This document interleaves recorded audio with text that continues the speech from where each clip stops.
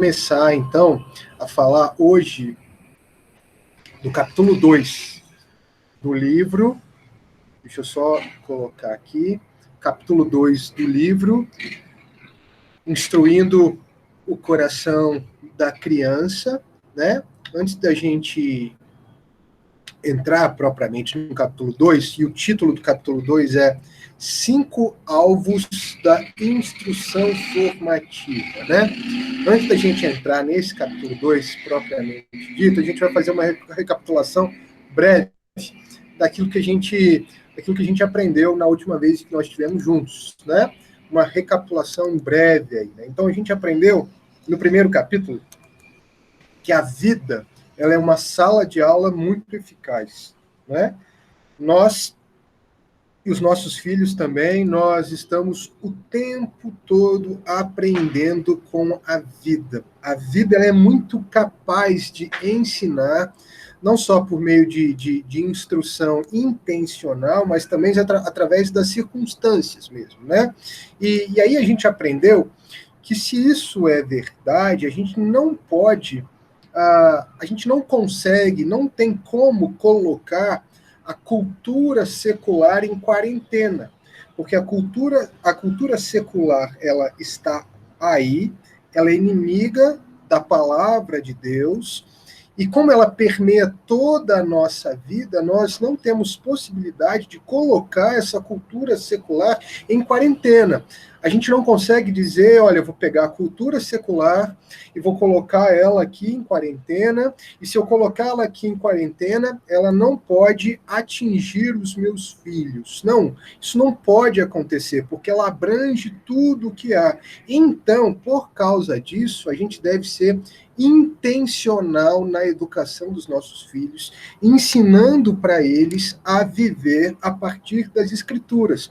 A única maneira de a gente livrar os nossos filhos dos efeitos nocivos, malignos da cultura secular, é sendo intencionais na nossa educação.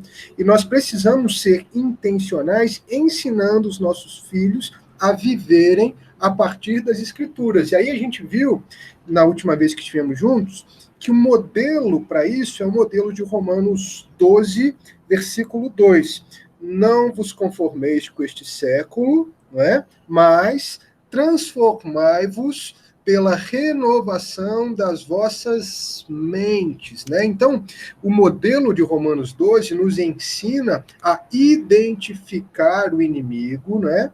A cultura secular nos ensina a identificar todo esse sistema maligno, opressivo, cultural, que tem como objetivo subjugar não só a nossa alma, como também a alma dos nossos filhos. Então, a nossa função é identificar isso na cultura, no entretenimento, na escola, na música, na arte, e assim por diante, nas redes sociais. A nossa função é identificar o inimigo, o poder do inimigo, as armas do inimigo, e, em contrapartida, apresentar aos nossos filhos, não é, a possibilidade de eles serem renovados pela transformação das suas mentes. Ou seja, a nossa função é de forma intencional, apresentar os nossos filhos diante de Deus através de uma instrução bíblica formativa. A gente precisa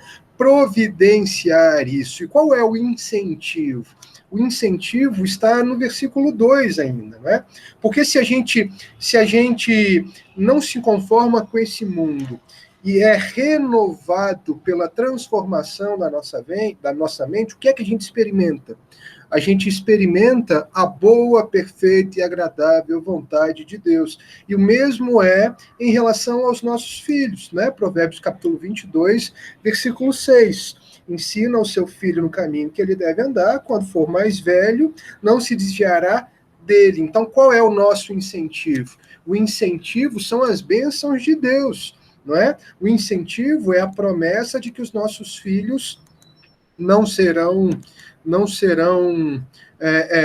engolidos pela cultura secular, porque nós produzimos, não é, com a graça de Deus, no íntimo deles, no coração deles, na mente deles, um ensino sólido, uma visão de mundo sólido através do ensino intencional das Escrituras, né? Então, esse é um resumo do capítulo passado, do último capítulo. E hoje a gente vai começar falando, então, de quais são os 5 alvos da instrução formativa, né? Então, o ponto aqui é, enquanto a gente oferece para os nossos filhos instrução formativa, a gente precisa ter em mente uma visão geral do que é instrução formativa ou de quais são os objetivos da instrução formativa.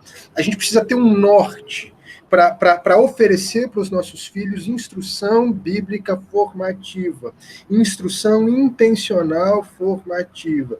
A gente precisa ter uma direção, a gente precisa ter uma noção dos resultados, a gente precisa ter diante de nós uma declaração de propósito, e é a respeito disso que a gente vai falar hoje, né? O livro vai propor para a gente 5 alvos, né? Ou 5 propósitos. Lembrar que as escrituras são a nossa história pessoal, desenvolver hábitos piedosos, aplicar as escrituras à vida, ser um modelo de vitalidade espiritual e desenvolver um relacionamento maduro com seus filhos. Então, a partir desses 5 alvos, nós desenvolvemos o nosso estudo nessa noite, mas antes de seguir, eu quero orar mais uma vez com você, tá bom? Vamos fazer uma oração? Vamos lá. Pai, nós pedimos a Ti que o Senhor derrame sobre nós a Tua graça, para que nós, nessa noite, mais uma vez, sejamos instruídos por intermédio da Tua palavra, pelo Teu Espírito que habita em nós e guia a Tua igreja, Pai. Dá-nos essa graça, é o que nós te pedimos no nome de Jesus. Amém. Amém, gente. Então vamos lá. Então a gente vai começar falando do primeiro ponto aqui. Se você quiser estar com o seu livro aberto em mãos, você pode fazer isso também para acompanhar, mas o que eu fiz aqui é de fato uma espécie de resumo do que você tem aí, tá bom? Uma outra coisa que a gente pode dizer nessa direção também é que não importa se você leu o capítulo para estar aqui com a gente hoje, sem importar se você leu o capítulo para estar aqui com a gente hoje, eu acho que assim você ganha muito se você lê o capítulo, tá? Então eu queria te encorajar. Eu não li e o pastor está lá fazendo um resumo do capítulo, então eu vou começar a ler do capítulo 3. Eu acho que não. Eu acho que você deveria ler o 1, você deveria ler o 2, depois você deveria ler o 3, porque ajuda a fixar, ajuda a compreender melhor o que o autor tem a dizer. Às vezes ele usa um exemplo que eu não vou usar aqui, às vezes o exemplo que ele vai usar complementa o exemplo que eu vou usar, e assim por diante, tá bom? Uma outra coisa, se você quiser me interromper, você tem o direito, você tem liberdade para fazer isso, tá bom? Assim que você quiser. Às vezes você quer levantar a sua mãozinha aí, às vezes eu estou olhando para o meu esboço que eu preparei, não vou ver a sua mãozinha levantada. Então você pode me interromper, você pode abrir o seu áudio e falar comigo, tá bom? Então vamos lá. Então vamos começar com as escrituras são a nossa história pessoal, né? Então, enquanto a gente oferece instrução formativa para os nossos filhos, a gente precisa ter em mente o fato de que as escrituras são a nossa história pessoal. Então, preste atenção no ponto do autor aqui. Deus ele se revelou a nós nas escrituras, dizendo quem nós somos e por que fomos criados. O que a gente precisa entender é que a revelação bíblica, ela, apesar de ser centrada em Deus, ela nos dá a condição de perceber o propósito de todas as coisas, inclusive o da nossa existência. Não é? Então, a Bíblia vai dizer para nós Isso é Deus nos dizendo quem nós somos. E ela vai dizer para nós, através das palavras de Deus, por que nós fomos criados. Quando você olha para as Escrituras, você vai ver um esquema muito claro nela, né? E esse esquema ele pode ser resumido em 3 palavras: criação, queda e redenção.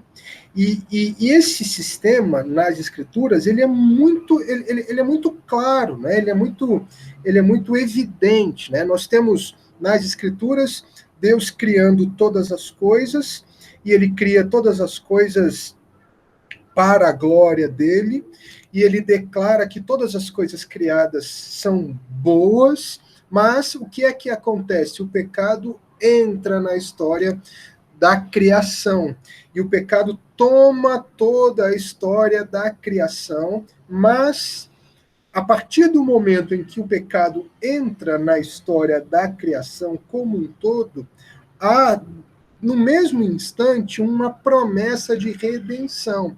E aí a Bíblia vai desenvolvendo a maneira como Deus revela essa redenção na história até chegar na pessoa de Jesus Cristo.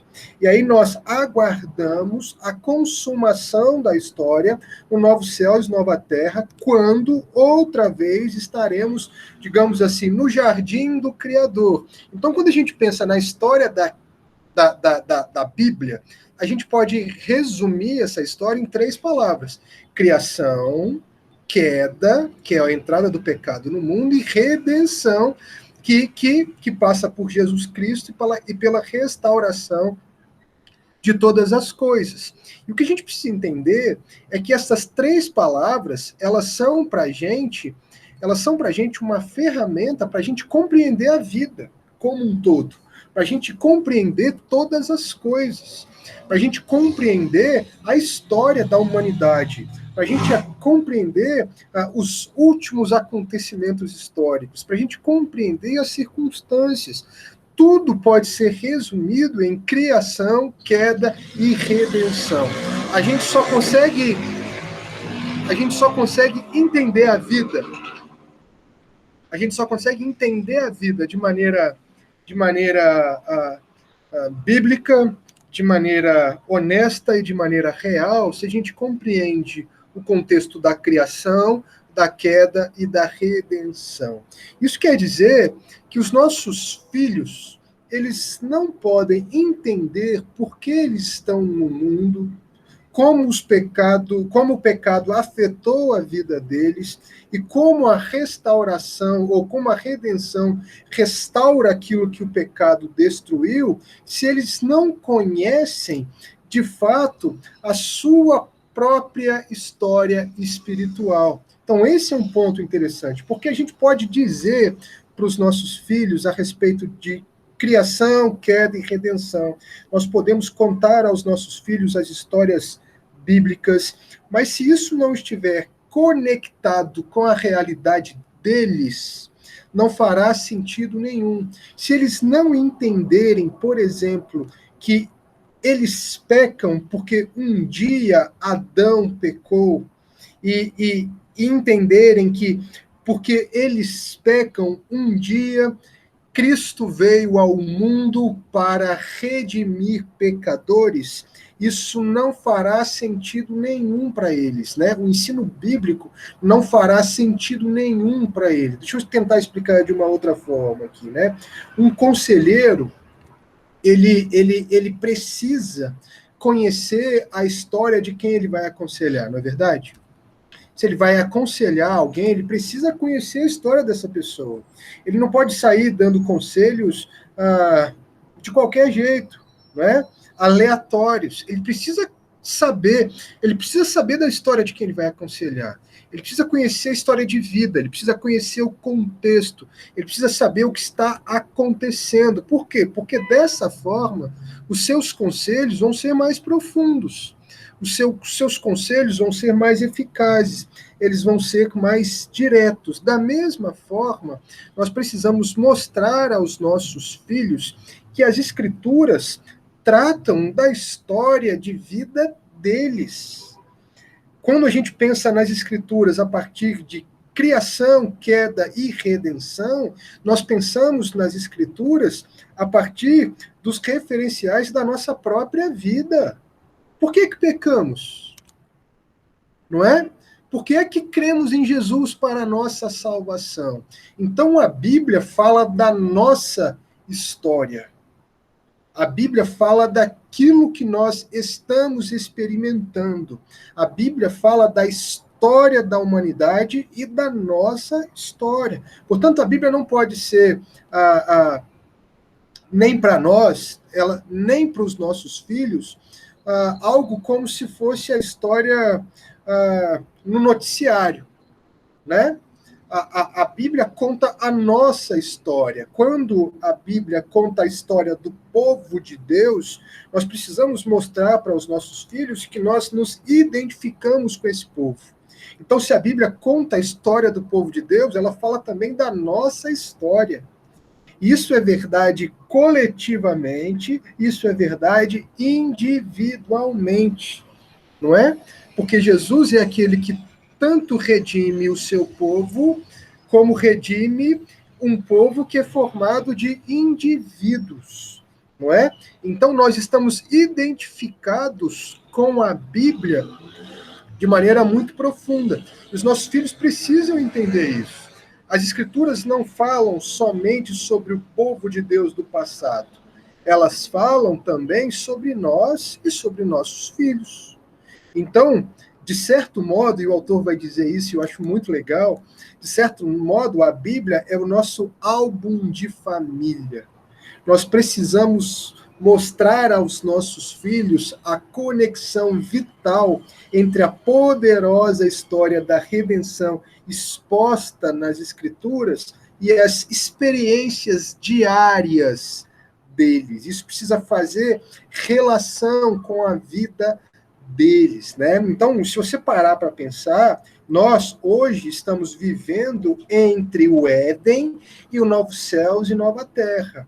Então, é trazer a verdade para os nossos filhos de que as Escrituras, elas tratam da nossa história pessoal. O nosso pecado, ele é explicado de maneira correta quando ele é explicado a partir do contexto que as Escrituras oferecem.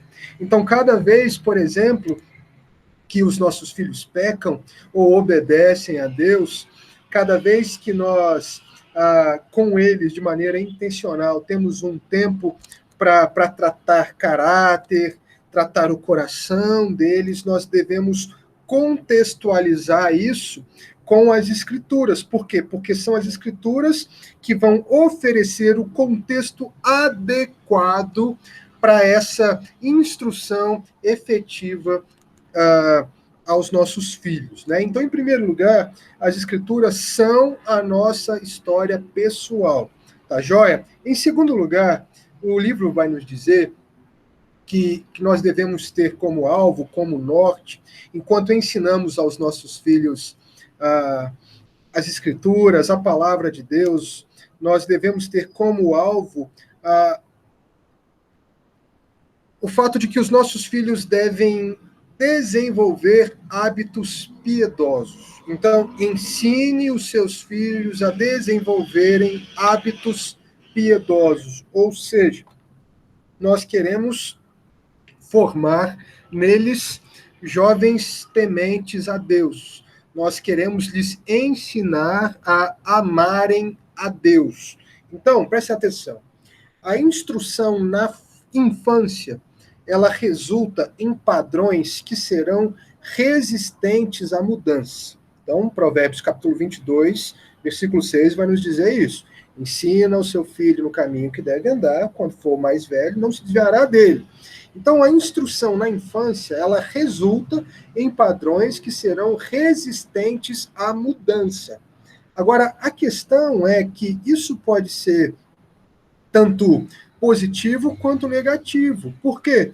Porque se nós apresentamos aos nossos filhos bons padrões, não é? Se nós oferecemos aos nossos filhos um ambiente para o aprendizado de hábitos que trazem louvor a Deus, eles vão aprender isso, e quando eles forem mais velhos, ah, ah, estes hábitos serão resistentes à mudança.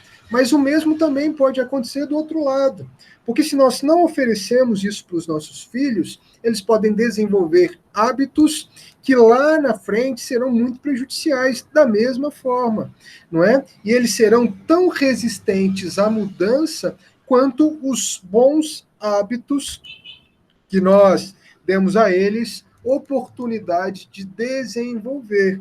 Então, prestem atenção, crianças pequenas, elas prestam atenção à instrução que é graciosamente firme e possui autoridade.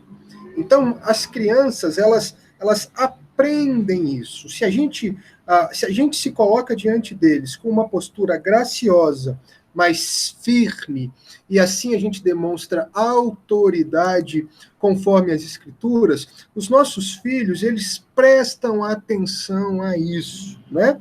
E quando as crianças vivem sem uma apresentação consistente e clara da realidade bíblica, a natureza pecaminosa das crianças lerá e interpretará a realidade para elas. Então, esse é um ponto interessante. Porque quando a gente oferece para os nossos filhos subsídio, quando a gente oferece para os nossos filhos fundamento, eles aprendem. Mas se a gente não oferece, a gente vai deixar que a natureza pecaminosa deles, que o coração corrupto deles, que os desejos egoístas e idólatras do coração deles interprete a realidade. Gente, não se enganem. Os nossos filhos, assim como nós, têm um coração capaz de fabricar muitos ídolos, muitos deuses. Veja o que Jesus vai nos dizer no capítulo 7 de Marcos. Jesus vai nos dizer no capítulo 7 de Marcos que é do interior do homem que vem os maus desígnios. Você já viu a lista de pecados que Jesus oferece ali? É uma lista para botar Lázaro no bolso. Vamos combinar, a gente está falando de coisa pesada. O pecado vem do coração, ele não vem da circunstância, ele não vem do externo. Então, há disposição suficiente no coração dos nossos filhos para o pecado. Se a gente não oferecer aos nossos filhos condição de interpretar a realidade a partir das escrituras, a gente fatalmente entregará os nossos filhos aos seus próprios desejos, não é? A gente vai deixar que o seu coração pecaminoso interprete a realidade, não é? Os corações dos nossos filhos, eles vão achar um meio de satisfazer os seus próprios desejos, eles vão achar um meio de servirem a si mesmos, porque essa é a natureza, digamos assim, essencial do coração não regenerado, não é? Ele busca satisfazer a si mesmo o tempo todo. Ele busca servir a si mesmo o tempo todo. Nós estamos falando de autogratificação. Se nós não oferecemos aos nossos filhos uma contrapartida, eles vão ler a realidade a partir desses referenciais enganosos, egoístas dos seus próprios corações, não é? Jeremias 17:9. O que é que Jeremias 17:9 vai nos dizer? Enganoso é o coração, desesperadamente corrupto. Não é isso? Quem o curará? Não é? Onde está a cura para isso? O profeta vai dizer. Então, a gente deve prestar atenção nisso. Então, a instrução que interpreta as experiências da vida e desafia as atitudes e reações do coração com palavras justas, palavras que vêm da palavra de Deus, palavras que são ministradas durante a infância, essa instrução, ela prepara o solo do coração para ser arado pelo Espírito Santo. Ele prepara o terreno do coração dos nossos filhos para que o Espírito Santo possa produzir ali muitos frutos, né? Vamos pegar um texto aí, 2 Timóteo, capítulo 1, versículo 5.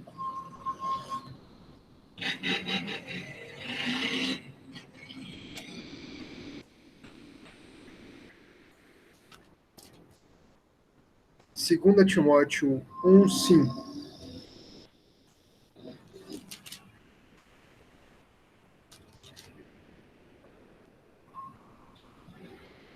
Aqui Paulo falando a Timóteo, né, um jovem pastor, e Paulo diz o seguinte: pela recordação que guardo de tua fé sem fingimento, a mesma que primeiramente habitou em sua avó Lóide e em tua mãe Eunice, e estou certo de que também em ti.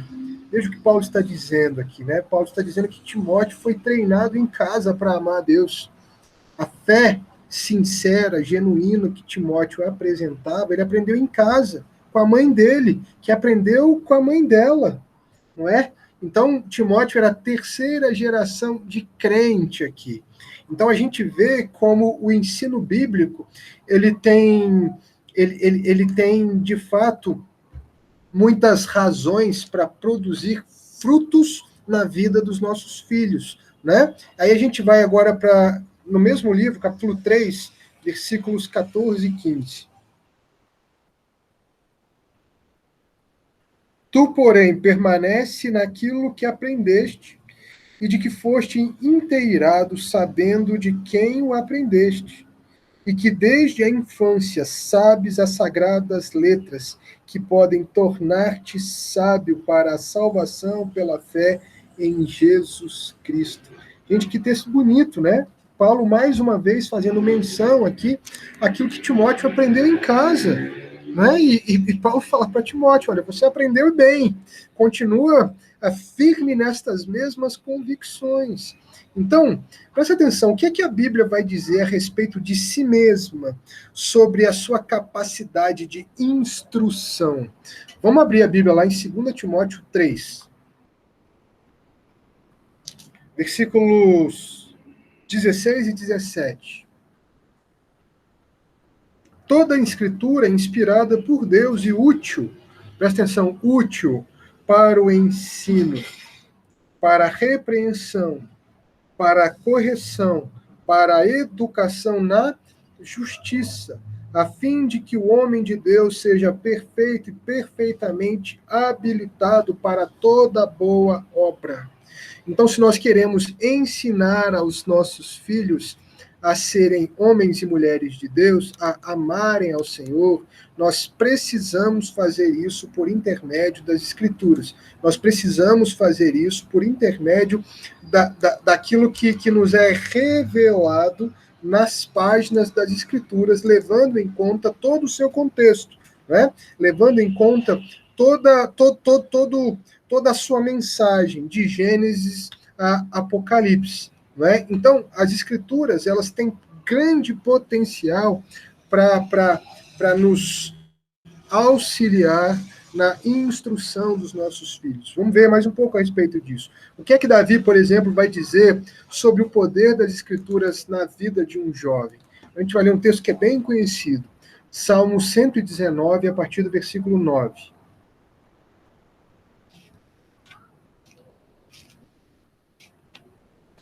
Salmo 119,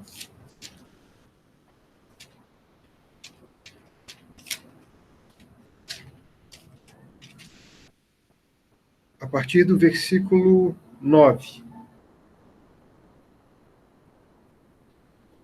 De que maneira poderá o jovem guardar puro o seu caminho, observando-o segundo a tua palavra? De todo o coração te busquei, não me deixes fugir aos teus mandamentos. Guardo no coração as tuas palavras, para não pecar contra ti. Bendito és tu, Senhor. Ensina-me os teus preceitos. Com os lábios tenho narrado todos os juízos da tua boca, mas me regozijo com o caminho dos teus testemunhos do que com todas as riquezas. Meditarei nos teus preceitos e as tuas veredas terei respeito. Terei prazer nos teus decretos, não me esquecerei da tua palavra. Veja que palavras bonitas aqui de Davi, não é? Davi ressalta aqui o poder das Escrituras, dos decretos, dos ensinamentos, os mandamentos da palavra de Deus, na instrução de jovens, o poder na proteção contra o pecado, né? De que maneira um jovem pode guardar puro, manter puro o seu coração. O salmista vai perguntar, não é? Guardando a palavra no seu íntimo, não é? Retendo a palavra como se ela fosse de fato um tesouro. Então perceba que o poder que as escrituras têm de formar, não é? O poder que as escrituras têm de fato, moldar o caráter dos nossos filhos, né? Agora, o que é interessante aqui, eu me lembro, né, lá por onde eu passei, pensando aqui no fato de que eu trabalhei algum tempo com jovens, né? E o que me chama muito a atenção é que nós sabíamos exatamente, com muito pouca margem para erro, nós sabíamos exatamente quem seriam os bons crentes. Nós sabíamos exatamente quais seriam os filhos que dariam trabalho, por exemplo, aos seus pais na faculdade, e os que não dariam trabalho aos seus pais na faculdade. Nós sabíamos exatamente quais filhos na faculdade, por exemplo, se envolveriam com a ABU, com estudos bíblicos, com evangelismo, com jovens de outras igrejas, frequentariam uma igreja estando longe, por exemplo, de São José dos Campos, e aqueles que, ao contrário disso, não é? Só fariam aquilo que eles gostariam de fazer há muito tempo, que é abandonar os caminhos do Senhor. E como é que nós sabíamos isso? Nós sabíamos isso por causa da intencionalidade do discipulado que esses meninos recebiam em casa. Gente, é assim. Nós dizíamos, esse tinha pais presentes que fizeram um bom trabalho de discipulado. Esse menino na faculdade vai ser isso, isso, isso. E era batata, era exatamente o que acontecia. Não é? Se de modo contrário, esse não era o ambiente dentro de casa, o que é que acontecia? Esses meninos, a gente até foi, certa vez, mal interpretado por causa disso. Uma vez, lá no satélite, eu vou dizer isso para vocês assim, com muito temor, né? Na época o Instagram estava começando, né? E uma menina, ela tirou uma foto, digamos assim, muito sensual e colocou no Instagram. Muito sensual. E o que é que nós fizemos? Eu era o pastor dela e eu estava debaixo vamos dizer assim, da tutela, da tutoria, não sei se essa palavra existe, do outro pastor, era o pastor auxiliar da igreja. Nós primeiro conversamos com a menina, olha, você enquanto cristã não deveria se expor dessa maneira, não deveria expor o seu corpo dessa forma no Instagram, e depois qual foi o nosso modo de agir? Nós chamamos o pai dela para conversar. E aí o que nós descobrimos é que o pai era muito rígido, era muito duro, vamos para a igreja, mas em contrapartida, do outro lado, do lado da mãe, as coisas não aconteciam. Inclusive, quem tinha tirado a foto era a própria mãe. E aí o que é que aconteceu? O que é que aconteceu? Esse irmão saiu da igreja, saiu brigado com a gente, não gostou da nossa instrução, nós chamamos ele no gabinete e dissemos, olha, nós estamos te chamando aqui porque a gente quer te alertar antes de que você perca a sua filha. A gente não quer que você perca a sua filha, tem alguma coisa muito errada. E o que ele disse para a gente, da minha filha cuido eu, e ele saiu da igreja, o que é que aconteceu? Chegou o tempo dela sair de casa, ela abandonou os caminhos do Senhor. Abandonou os caminhos do Senhor. Aquilo que ela já demonstrava ser na adolescência foi, de fato, que ela assumiu diante de todos, publicamente, inclusive para os seus próprios pais, quando ela ganhou, quando ela conquistou assim uma certa autonomia. E o contrário também era muito verdadeiro.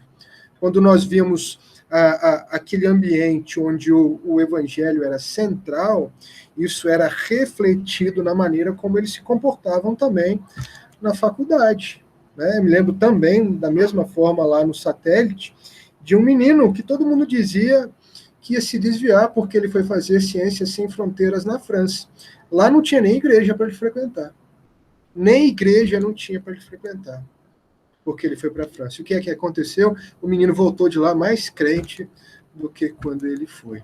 Porque ele aprendeu isso em casa, né? Os pais fizeram um bom trabalho. Né? Então, normalmente, é assim que acontece. Né? Então, a gente precisa ensinar os nossos filhos a desenvolver hábitos piedosos. Aí a gente chega no terceiro aspecto aqui, mencionado pelo livro, um terceiro norte, não é? Se a gente quer instruir os nossos filhos intencionalmente, a gente precisa ensinar os nossos filhos a aplicarem as escrituras às suas vidas cotidianas. Esse é um ponto bem interessante também, né? Porque as crianças, elas precisam de instrução para aplicarem as escrituras em questões como autoridade, obediência, resolução de conflitos, papéis designados por Deus nos relacionamentos dentro de casa, autoridade de pai e mãe. Então, a vida cotidiana, ela proporciona dezenas de oportunidades de relacionar as escrituras à vida. Não é? Então, por exemplo, os nossos filhos devem aprender a relacionarem-se com outras pessoas, a desenvolverem amizades a partir das escrituras. Eles devem lidar, por exemplo, com notas baixas ou com notas altíssimas a partir do que nos dizem as escrituras. Os nossos filhos devem saber, por exemplo, lidar com entretenimento, eles devem aprender a lidar com o tempo livre que eles têm, com pontualidade, com questões ligadas à alimentação. Eles devem aprender a relacionar essas coisas com as escrituras. As escrituras precisam ser apresentadas aos nossos filhos a partir da vida cotidiana. Gente, inúmeras oportunidades de treinamento evaporam sem que a gente perceba, quando a gente está preso no nosso corre-corre diário. E às vezes a gente acha que vai suprir tudo isso fazendo um culto semanal ou fazendo 3 cultos semanais, como a gente faz aqui em casa, lendo engano. Se a gente não for intencional, se a gente não aprender, se a gente não aproveitar as oportunidades nos detalhes, nós vamos perder muito tempo e nós vamos perder muitas oportunidades, não é? O que a gente precisa saber é que as nossas ações diante das circunstâncias, diante das crises, diante do cotidiano, elas tornam a nossa teologia, a nossa vida cristã real. E é essa perspectiva que nós precisamos dar para os nossos filhos, né? O Francis Schaeffer usa uma expressão que eu gosto muito, né? Que é a vida cristã real, é a vida cristã com realidade. Nós não estamos falando aqui de frequentar ao culto nos finais de semana. Nós não estamos falando aqui de cada vez que a gente senta para comer, a gente faz uma oração juntos. Eu não estou falando aqui de simplesmente mandar que os meus filhos leiam 1, 2, 3, 4 capítulos das Escrituras. Nós devemos ser capazes de ensinar os nossos filhos a aplicarem as Escrituras no dia a dia deles. A vida cristã deles deve ser uma vida real, que deve apresentar realidade. Não é? Um contraponto aqui seria, por exemplo, o legalismo, né? Eu conheço gente que vai dizer assim, filho, você tem que ler a Bíblia. Você já viu filme demais, hoje vai ler a Bíblia. mas não quer nem saber o que ele está lendo. Quer que ele simplesmente abra as escrituras e leia. Ou, filho, que música é essa? É cristã ou é secular? Ó, se for secular, você não pode ouvir, não, viu? Esse tipo de coisa, sabe? Às vezes a gente está tão preocupado com essas coisas e a gente se esquece de uma vida cristã intencional. A gente deve ser capaz de ensinar os nossos filhos a aplicarem as escrituras à sua vida cotidiana, à sua vida comum, não é? Eles devem saber lidar com a realidade do cotidiano a partir das escrituras, né? Eu queria que você abrisse a Bíblia, vamos lá, em primeiro livro do profeta Samuel, 1 Samuel 17. Coisa interessante aqui, né? O autor chama a gente a atenção para o que Samuel menciona. 1 Samuel 17, no versículo 34 ao versículo 37.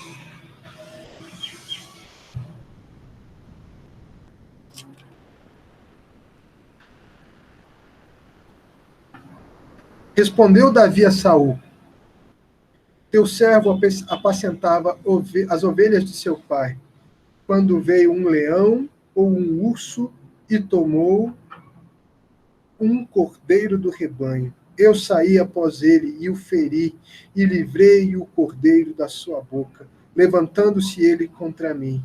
Agarrei-o pela barba e o feri e o matei. O teu servo matou tanto o leão como o urso.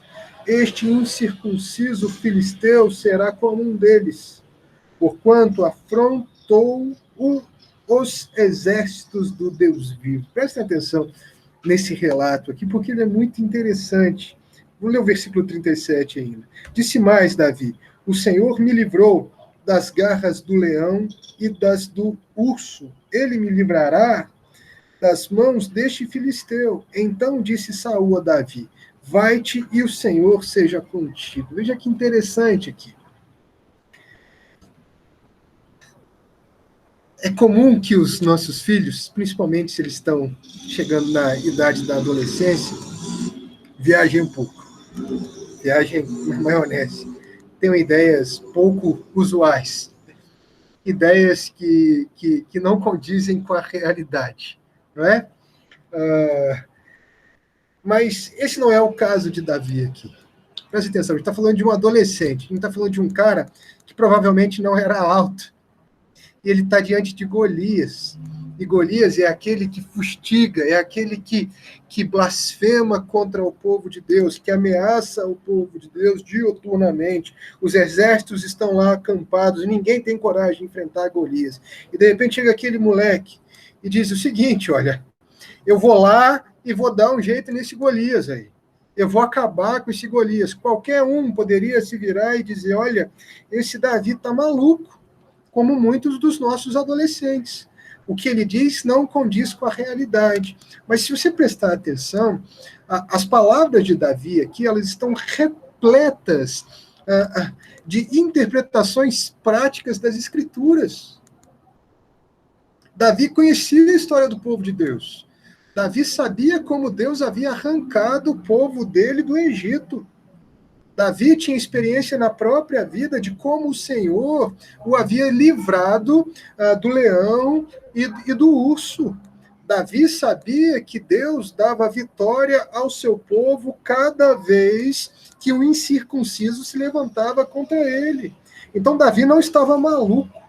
Davi ali disse a respeito daquilo que ele vivia. As palavras de Davi são resultado da sua vivência bíblica prática. Ele aprendeu a aplicar as escrituras na sua vida comum. Ele pegou aquilo que ele viveu, aquilo que diziam as escrituras, e aplicou a situação imediata dele.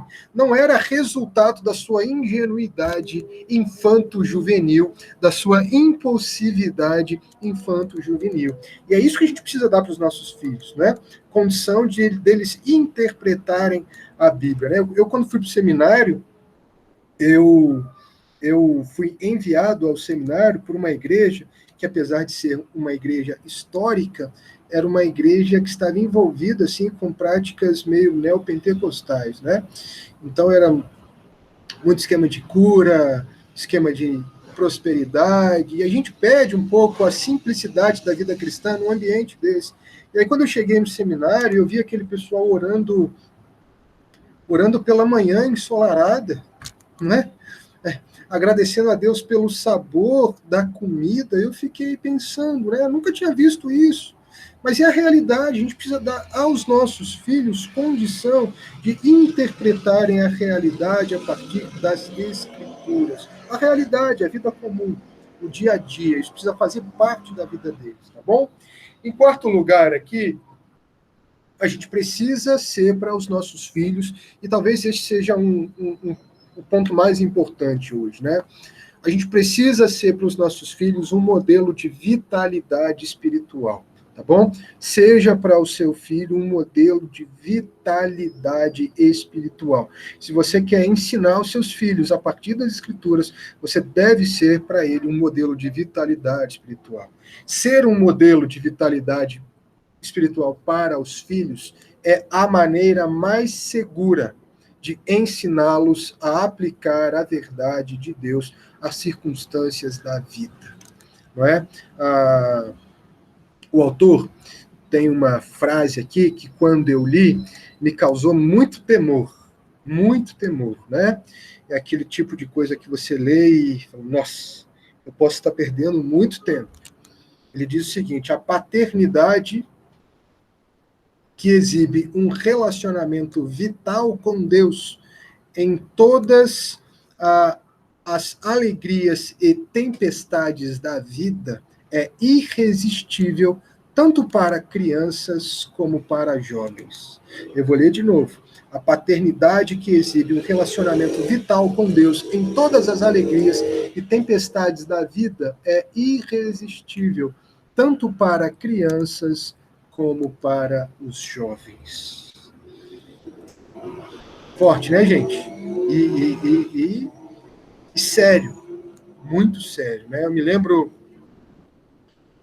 de uma entrevista que eu li da filha do Russell Shedd. Russell Shedd, os irmãos já ouviram falar dele, né? Um pastor, eu acho que ele era um inglês que cresceu na Colômbia ou na Bolívia, alguma coisa assim, que a família dele veio para o Brasil e ele foi um missionário que desenvolveu toda a sua vida aqui no Brasil, um pastor, um homem muito sério, um acadêmico, e abençoou muito a nação brasileira, morreu, deve ter uns 2 anos, né? E a filha dele disse o seguinte a respeito dele: olha, eu só sei que o meu pai peca porque a Bíblia diz que ele peca. Veja o que é o poder de um testemunho de um homem de Deus. Se formos homens e mulheres de Deus para os nossos filhos, isso será para eles irresistível. Da mesma forma, ter a forma da piedade e não demonstrar piedade, aí entra o legalismo. É a maneira mais segura de endurecer o coração dos nossos filhos em relação a Deus.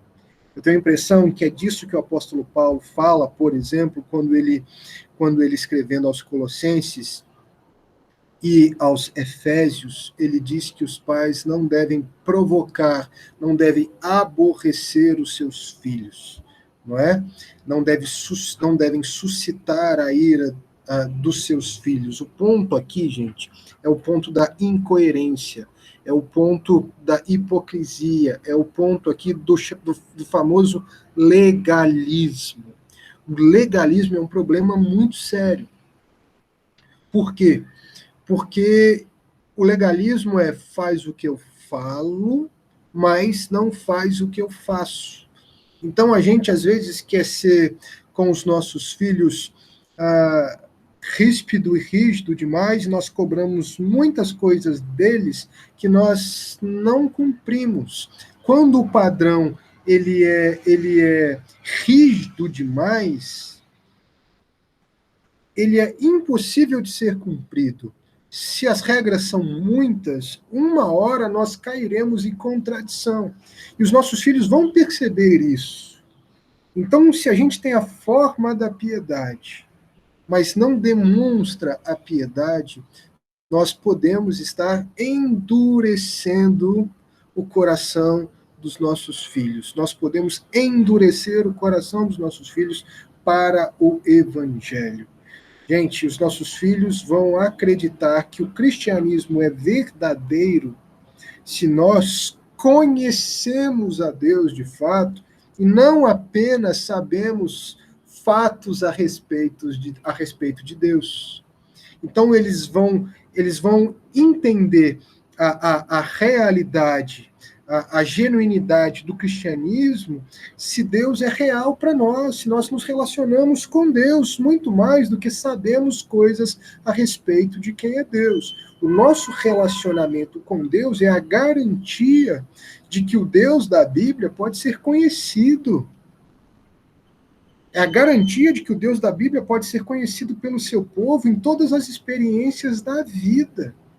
Então, quando a gente se relaciona com Deus de fato, nós estamos dizendo para os nossos filhos que o cristianismo é verdadeiro, que ele é palpável, que ele pode ser tocado, que ele pode ser experimentado, mais do que isso, que ele pode ser vivido. Então, o nosso relacionamento com Deus induzirá nossos filhos a se aproximarem de Deus como sua fonte de conforto e descanso. Tá bom? Então, esse é um ponto importante. A gente chega no último, e ele é o mais objetivo de todos aqui. Em último lugar, desenvolva um relacionamento maduro com os seus filhos. Né? Então, o ponto aqui do autor, apesar disso não estar bem delineado nesta sentença, o ponto dele aqui é que nós devemos desenvolver com os nossos filhos um relacionamento mútuo de vida e trabalho pelo reino de Deus. Então, o ponto aqui é que nós devemos, com os nossos filhos, trabalhar para o reino de Deus. A vida cristã, ela é vivida em comunidade. Vamos lembrar lá de Josué 24:15. O que é que Josué diz?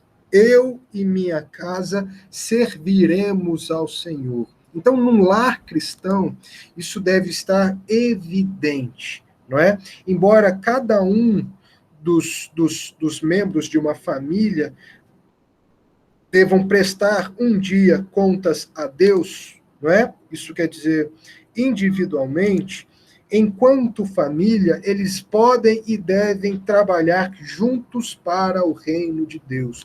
Quando Josué diz, eu e minha casa serviremos a Deus, ele está dizendo, nós juntos, enquanto família, serviremos a Deus, trabalharemos para e pelo avanço do reino de Deus. A vida cristã, ela é feita de testemunhos que vêm de gerações passadas e que devem ser passados a gerações futuras. Então, os nossos filhos, eles aprendem de nós o evangelho, mas devem ser também preparados para passarem o evangelho a outras gerações, inclusive para os seus filhos, não é? Então, essa noção de que a família trabalha para o reino é muito importante, né? Então eu acho muito bonito, por exemplo, quando a gente tem uma igreja que não é uma igreja de jovens ou uma igreja de idosos, mas é uma igreja que tem um ambiente propício para a família servir e adorar a Deus em unidade, em comunhão. É tão bonito quando a família se assenta no banco da igreja para juntos eles adorarem a Deus. É tão bonito quando a gente vê o adolescente servindo, o jovem servindo, a criança servindo, o pai servindo na igreja. É disso que a gente está falando, né? Josué, ele falou pela sua família, eu e a minha casa serviremos ao Senhor. Dessa forma, a gente pode dizer que a família deve trabalhar junta, como um todo, em prol do reino de Deus, para o avanço do reino de Deus, tá bom? Eu encerro assim. as palavras e eu quero saber se os irmãos têm alguma coisa para dizer, querem acrescentar alguma coisa, têm alguma dúvida, ou querem compartilhar alguma coisa.